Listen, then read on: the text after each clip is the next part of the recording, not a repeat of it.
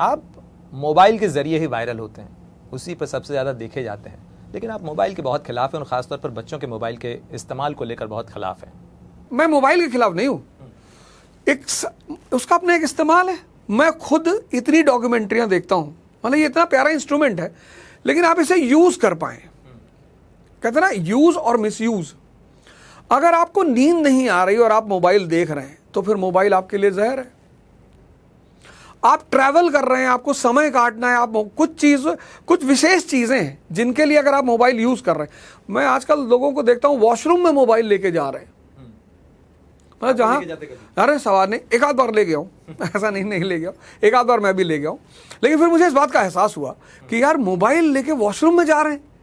तो अब वो मोबाइल जो आपको शिक्षा दे सकता है, जैसे मैंने सूर्य नमस्कार मोबाइल से ही सीखा, सुबह लगाया और बाबा रामदेव जी करते हैं और उनके साथ मैंने भी किया।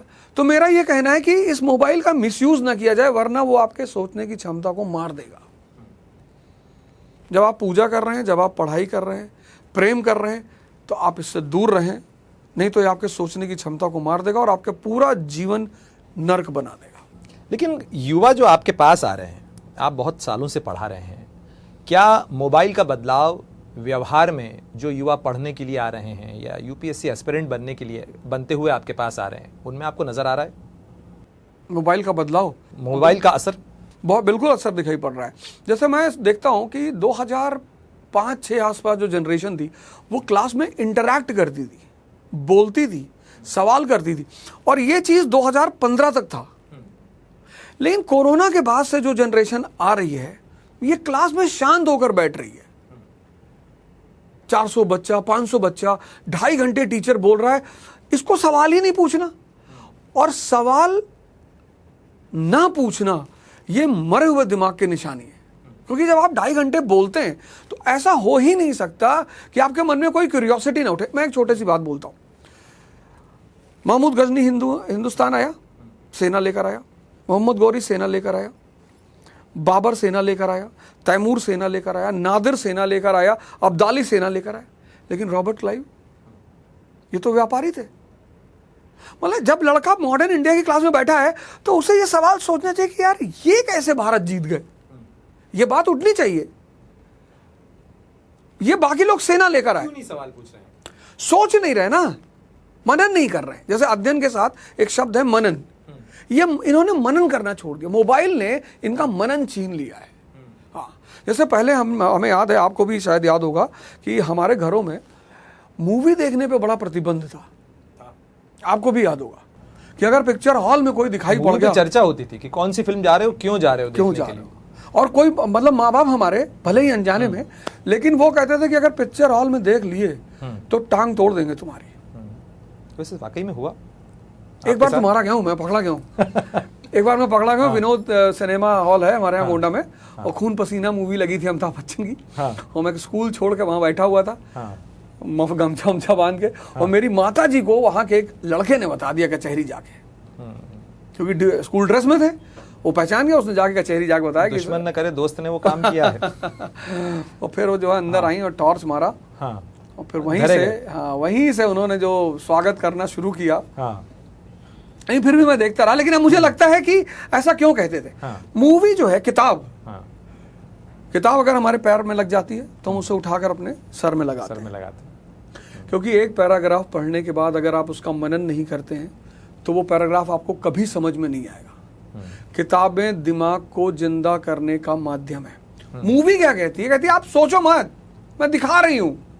तो जितना व्यक्ति मूवी से जुड़ेगा, सीरीजों से जुड़ेगा, उसकी सोचने की क्षमता मर जाएगी, क्योंकि उसे सोचना ही नहीं है, वो तो सब सामने चल रहा है। लेकिन ओझा सर, एक अभी मैं कुछ युवाओं से बात कर रहा था, और इनफैक्ट मैं आपको बताऊं, मेरी बेटी से भी मैंने बात की, तो बात हुई, मैंने कहा कि तुम्हें ये जानकारी पता है? तो उसने कहा why do I need to know and why do I need to remember it, because Google है ना। और जब मैंने इस पर तर्क किया तो उसने कहा कि are you thinking about a degooglized world, it is not going to happen.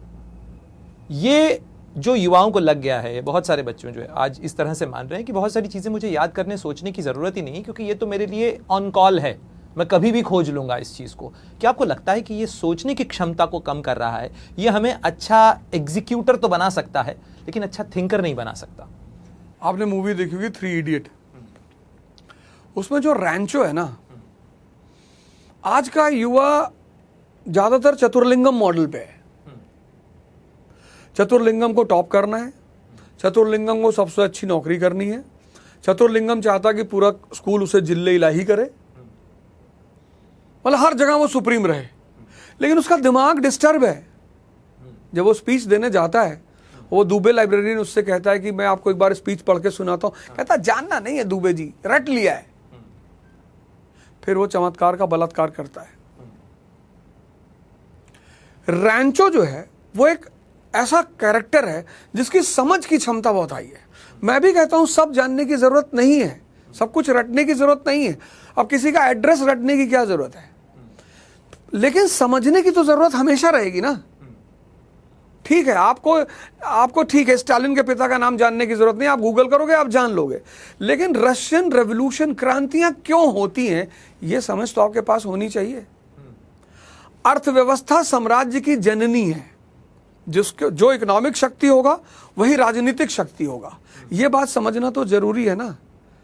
तो रटना किसी चीज को वो अलग बात है, किसी चीज को समझना। सर, आप शिक्षा जगत से इतने समय से जुड़े हुए हैं। जो हमारी शिक्षा है, जो परफॉर्मेंस का प्रेशर है, वो उससे छात्रों को, बच्चों को इंसुलेट करना नामुमकिन है। और अब तकनीक इतनी ज्यादा आ चुकी है, अब हम एआई के भी ह्यूमनाइजर्स के ऊपर आ गए हैं कि एआई पे टेक्स्ट लिखिए और उसको ह्यूमनाइज कर लीजिए, ताकि शिक्षक को यह पता लगे कि ये इसने खुद लिखा होगा। इसका क्या जवाब? टेक्नोलॉजी हमेशा से मनुष्य के विकास का कारक रही है और अंततः विनाश का कारण रही है।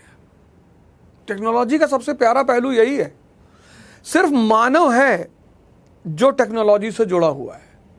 पशु आज भी वैसे ही भोजन कर रहा है और वैसे ही रह रहा है। वृक्षों को तो कोई, वो अपने आप को थोड़ा इवॉल्व करते हैं, पर टेक्नोलॉजी से उनका कोई लेना देना नहीं। मानव है जिसके पास टेक्नोलॉजी जैसा एक वरदान है। यही टेक्नोलॉजी उसके लिए वरदान बनती है और यही टेक्नोलॉजी उसके लिए अभिशाप बनती है। ये एआई हमारे लिए कितना काम का है, कितनी बड़ी चीज है। लेकिन मैंने एक मूवी देखी थी, रोबोट, चिट्टी जी। किसी दिन ऐसे ही कोई चिट्टी इस दुनिया को खा जाएगा, क्योंकि अगर आर्टिफिशियल इंटेलिजेंस पैदा हो सकता है तो आर्टिफिशियल इमोशन पैदा होने में टाइम नहीं लगेगा। और अगर ऐसा हुआ, मुझे उस मूवी की लास्ट सीन बड़ी प्यारी लगती है। बच्चों का स्कूल का डेलीगेशन म्यूजियम जाता है तो वहाँ चिट्टी का सर रखा होता है। तो पूछता है कि वो एक लड़की छोटी सी पूछती है कि मैडम ये यहाँ इसका सर क्यों कट गया? तो टीचर उसके सर पे हाथ रखती, बोली इसके दिमाग की वजह से। तो ऐसा ही कुछ, अगर मानव कितना भी यंत्र बना ले, लेकिन अगर वो यंत्र के अधीन हुआ, जब तक वो उसका मालिक है तब तक वो यंत्र को चलाएगा। जिस दिन वो उसके अधीन हुआ, यंत्र उसे खत्म कर देगा। अगर आप ये वीडियो YouTube पर देख रहे हैं तो हमारे चैनल को सब्सक्राइब करें और बेल आइकन को दबाना ना भूलें। अगर आप Facebook पर ये वीडियो देख रहे हैं तो हमारे पेज को लाइक करें।